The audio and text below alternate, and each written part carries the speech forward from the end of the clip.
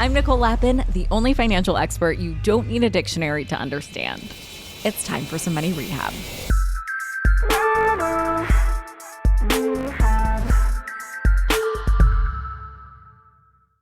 Okay, it's time to break down another economic proposal of the 2024 presidential race so you know how you'll be affected. From the questions I've been getting in my DMs, it is clear that housing and the election are top of mind for many money rehabbers. So we're going to do a mashup episode today. Today we're covering both candidates' housing plans. But first, let's address the elephant in the room. There's a problematic contradiction with real estate. Either housing is affordable or it's a way to build wealth and store value. It is really tough to be both. Think about it. There's a world in which everyone can afford to buy a house on an average salary, or there's a world in which the price of real estate keeps going up so homeowners can make a return on their investment. And maybe there's another world where both can be true. But if that exists, it sure isn't this one, not right now anyway. So how are the presidential candidates thinking about housing policy? Well, let's start with Trump's plan. For his official stance, I'm pulling from the RNC policy linked on Trump's website. I'm just going to read you the quote word for word because it's honestly not that long. Here it is. Quote, "To help new homebuyers, Republicans will reduce mortgage rates by slashing inflation, open limited portions of federal lands to allow for new home construction, promote homeownership through tax incentives and support for first-time buyers, and cut unnecessary regulations that raise housing costs." End quote.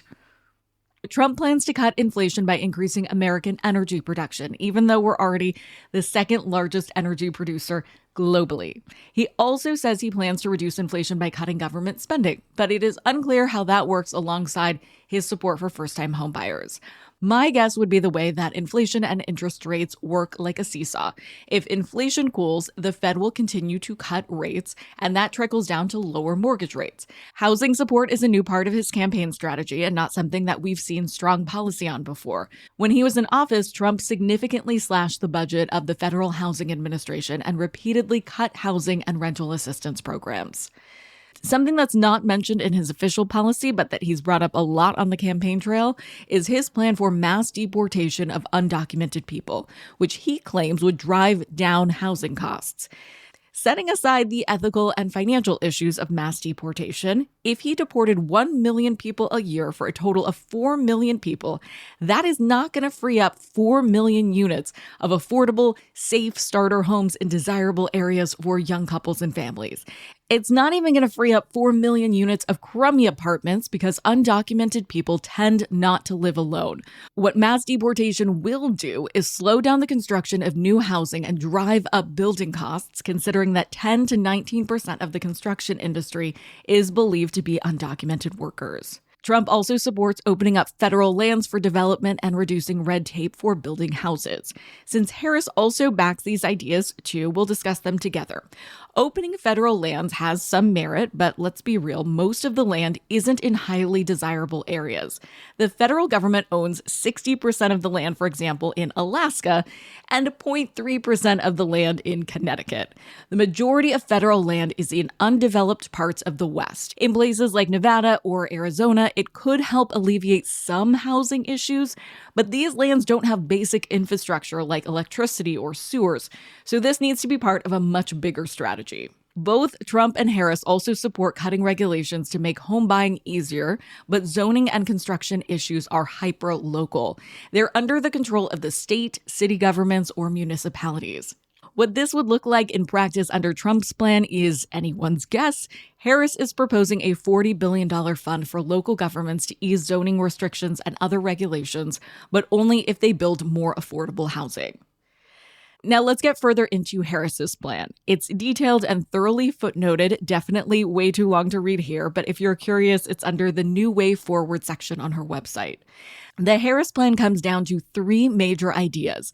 Build 3 million new housing units in 4 years, give new homebuyers $25,000 for a down payment, and make it less appealing for large companies to buy up rental properties.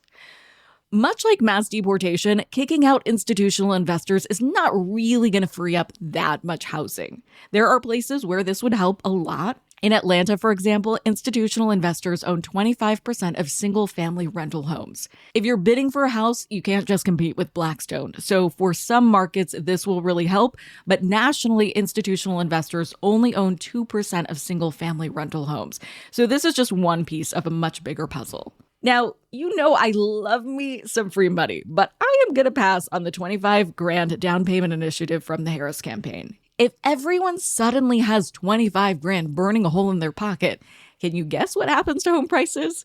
If you said they're going to go up $25,000, well, congratulations, you're on the same page as a lot of economists and yours truly. The best way to make homes more affordable is to build more of them, not to enable more people to buy more. The Harris plan has some strategies for that. There's the $40 billion fund to encourage growth in the affordable housing segment that I already mentioned.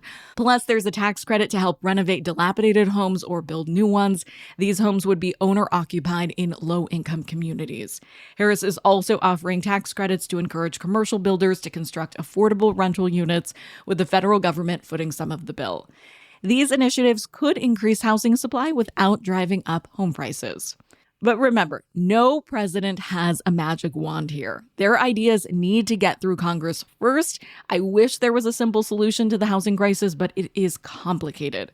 The good news here, we're having a conversation about it, and we are a smart country. So if we buckle down and really work on this issue, I believe we can solve it. Because the way we're doing things now, it's just not working, and we need to fix it fast. For today's tip, you can take straight to the bank. When housing prices are climbing, it is tempting to stretch your budget for a home you might not be able to afford in the long run. But my advice is really stick to a payment plan that doesn't exceed 30% of your monthly income and leave room in that budget for unexpected homeownership costs. Hello, busted water heater. Remember, your dream home should be a blessing, not a financial burden. Money Rehab is a production of Money News Network. I'm your host, Nicole Lappin. Money Rehab's executive producer is Morgan Lavoie. Our researcher is Emily Holmes. Do you need some money rehab? And let's be honest, we all do. So email us your money questions, moneyrehab@moneynewsnetwork.com, to potentially have your questions answered on the show or even have a one-on-one intervention with me. And follow us on Instagram @moneynews and TikTok @moneynewsnetwork for exclusive video content. And lastly, thank you. No, seriously, thank you. Thank you for listening and for investing in yourself, which is the most important investment you can make.